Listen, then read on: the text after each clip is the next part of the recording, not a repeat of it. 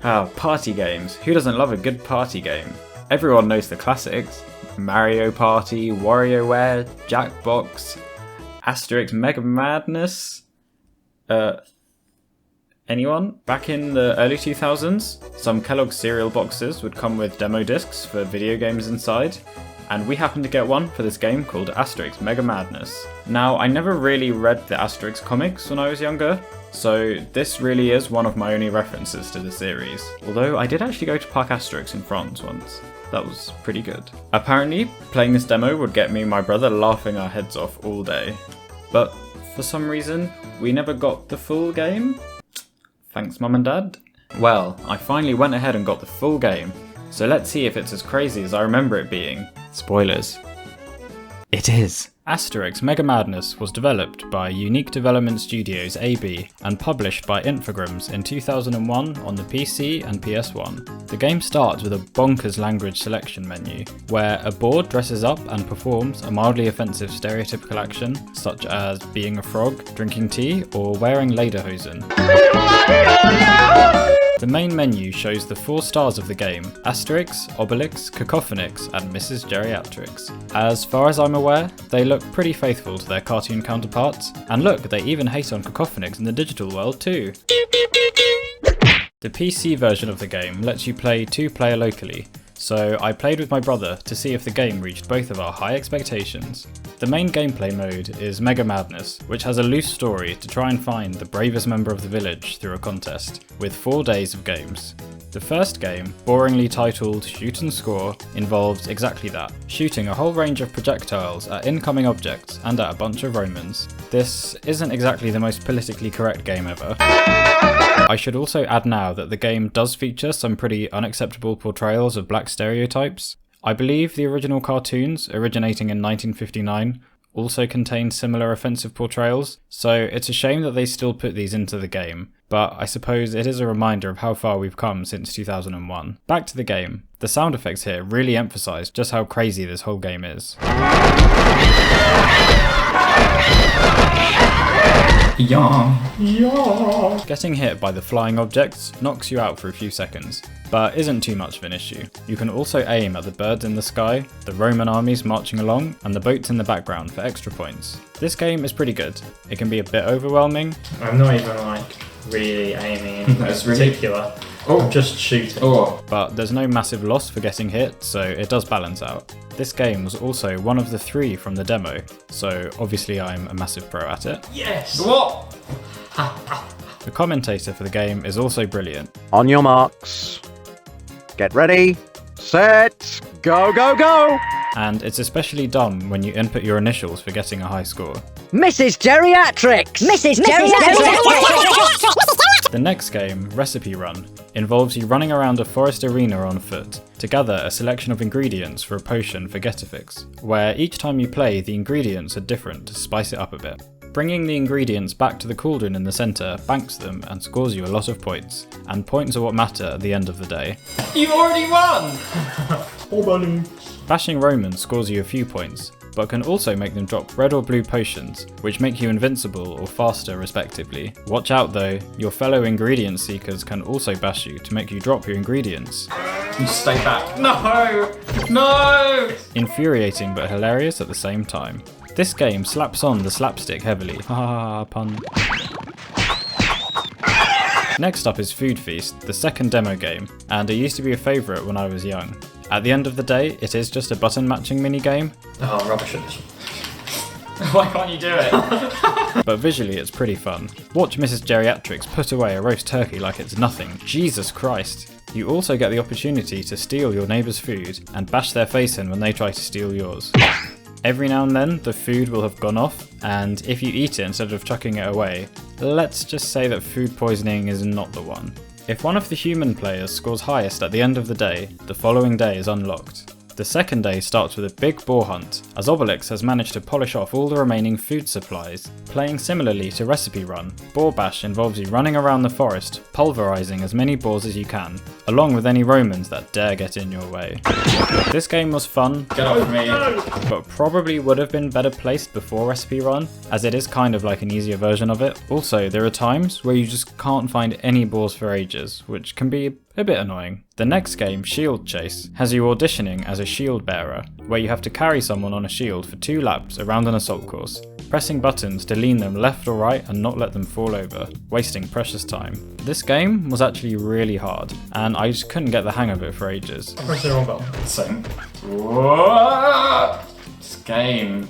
It's impossible. It probably didn't help that the on-screen buttons didn't correspond to my Xbox controller buttons, but there are some power-ups to make you invincible, which were a godsend, but the ones that speed you up honestly just stressed me out even more. The AI-controlled characters obviously aced the level because they cheated, but nonetheless it's probably a game that you could get good at if you played it a few times. Come on. Yes. Lost. The third game on the second day was Camp Crashing, where your aim is to invade a Roman camp and destroy everything.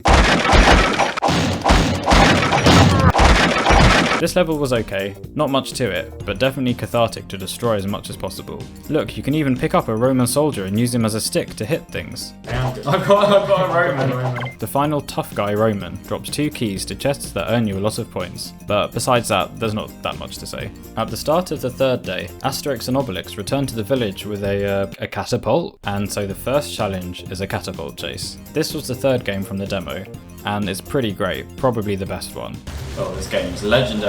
Kind of a bit like Mario Kart, but with permanent damage and more realistic physics. You drift and careen around slippery corners in a muddy hillside, hurling rocks and bits of broken carts at your opponents. Oh, I'm sorry, I didn't mean to hit you, you got in my way. Getting hit slightly destroys your catapult, but luckily for you, there are pit stops to fix up in. Throwing projectiles feels pretty realistic, meaning there is a bit of a learning curve to aiming well, but man is it satisfying to hit your opponents. Oh, I hit him. This game is really good, and I wish there were more tracks. I would so buy a full game of Asterix Catapult Chase, just saying. The next game, Helmet Hoarding, is a bit like a cross between Camp Crashing and Recipe Run, where you bash Romans to make them drop their helmets, and you gain points by returning them to the big pilfered pile. It's okay, a bit straightforward, but there are a couple of power-ups and tough guys to shake it up. Following this is Rowing Race. That's such a boring name, come on guys. A race around a river, bashing Romans, avoiding whirlpools, and carrying barrels to the end. It's pretty good, but in 2-player, you really can't see very much. This is impossible. And even with the on-screen arrows, I would go the wrong way or get caught up by a rock. Oh no. I think it's one of those games you do better at having done it a few times already, but the first time is just whew. Next up is Shield Bash, a Street Fighter style minigame, where there are supposedly set controls, but button mashing seems to be the way to win. I'm getting destroyed, Bill. Rubbish. There are a few cool things, like these hay bales that you can throw. My brother was a lot better than me though.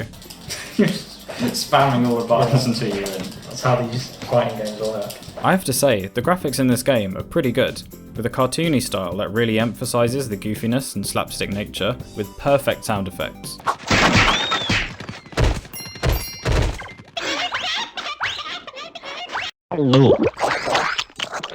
For some reason there was no music in the PC version, but I looked up the music that's in the PS1 versions, and you know, it bops. Most of the games have great environments with bold colours, the only exceptions probably being the foot and catapult racing levels, but still, I love the look of this game so much. Moving on to the final day, the keys to the food storage barn have been stolen and buried by Dogmatics, and it's up to us to find them. In Hide and Seek, great name, there are dozens of possible sites where the keys might be, but only 3 actually have the keys. The others all containing bones Dogmatics has buried.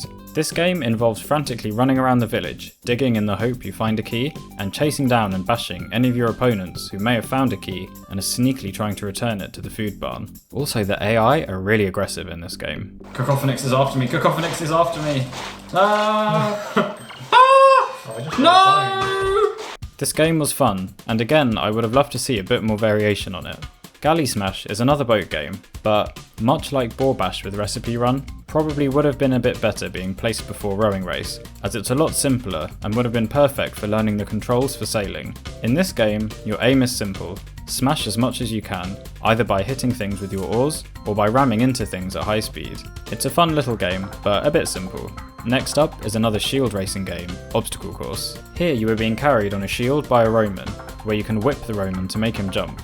You yourself can also individually jump, meaning there are 2 different jumps to avoid 2 different kinds of obstacles, as sometimes you need to leave a gap and sometimes you need to fully both be in the air. It's dumb and fun, where obviously I got so confused as to which button to press for which obstacle, but it was hilarious and I enjoyed it even though I was really bad. The camera The final game, Shoot to Survive, is an advanced version of Shoot and Score where you only get 3 lives. It makes the game a whole lot more stressful, but I appreciated it as it made me focus on what I was hitting and where I was aiming. The game also increases the amount of dangerous projectiles over time, with it being pretty ridiculous near the end. Now that all of the games have been played, you can choose to play any of them again in practice mode, where you can queue up the games you wish to play. Team mode is also available for some games, where you and your fellow humans can play together to try and beat the AI-controlled players. However, if you've had enough, at least you get a nice treat for finishing the competition.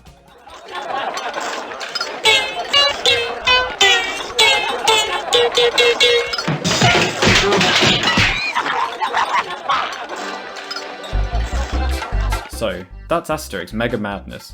One of the craziest and most over-the-top games I've probably ever played. A pretty great selection of minigames, with vibrant graphics and lots of slapstick comedy on top for good measure. I'm glad I finally got to play the full game with my brother, even if it did take us 20 years. Subscribe if you liked the video and want to see what I do next, and as always, thanks for watching. How do you even know if you need repairs? Because your thing will look damaged, I think. Like yours will. Out of the way, loser. This is like a really bad Mario Kart. Yeah. It's like far more effort than Mario Kart. God, this game. Work of art. Hoarding.